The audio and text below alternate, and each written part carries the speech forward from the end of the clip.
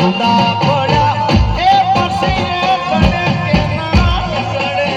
એ તો જેને ગાવા ગયા એને ખબર પડે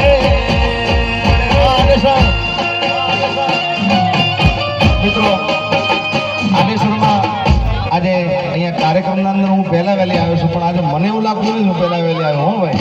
આ આશિકી આશિકી આશિકી વગાડો વગાડો આ પૃથ્વીભાઈ